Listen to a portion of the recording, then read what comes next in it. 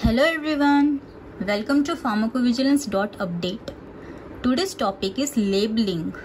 Now what is labeling? It helps a potential investigators understand the drug and make his or her own unbiased risk-benefit assessment of the appropriateness of prescribing a drug or conducting the proposed trial. Labeling documents are reviewed annually and revised as necessary in compliance with the company's or sponsor's written procedures. Now we'll see what are the objectives of labeling in pharmacovigilance. To ensure that a uniform approach is applied to adverse event which adheres to the regulatory guidelines. For uniformity of assessment, it is critical that the same labeling reference document is used. Reference safety information, that is RSI, or labeling documents. The first one under this is Investigator's Brochure or IB. It's a labeling document which consists of all known clinical and non-clinical information on the investigational product.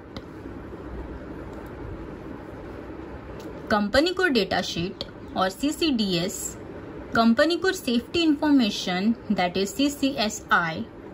It consists of the minimum scientific and medical information required in all other product labeling documents. Local Product Documents, that is LPD. It's a labeling document approved by its respective regulatory authority. The documents consists of Summary of Product Characteristics, that is SMPC. It's a labeling document approved in the EU for authorized products, and US Package Insert, that is USPI. It's a labeling document approved by the US FDA for the authorized products. Now we'll see what is expected, listed, labeled events. It's an event that is noted in the investigator brochure or labeling documents like package insert or SMPC. Expectedness refers to the events that have previously been observed with the use of the drug in humans and is documented in the RSI documents. Expectedness of an event is not indicative of its causality with the product. Now we'll see what is unexpected, unlisted, unlabeled events. Now these are the events which does not qualify under expected, listed, labeled events.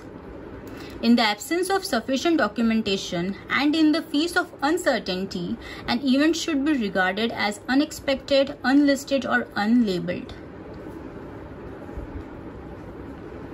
Now we'll see what are the criteria for expectedness. There are two criteria.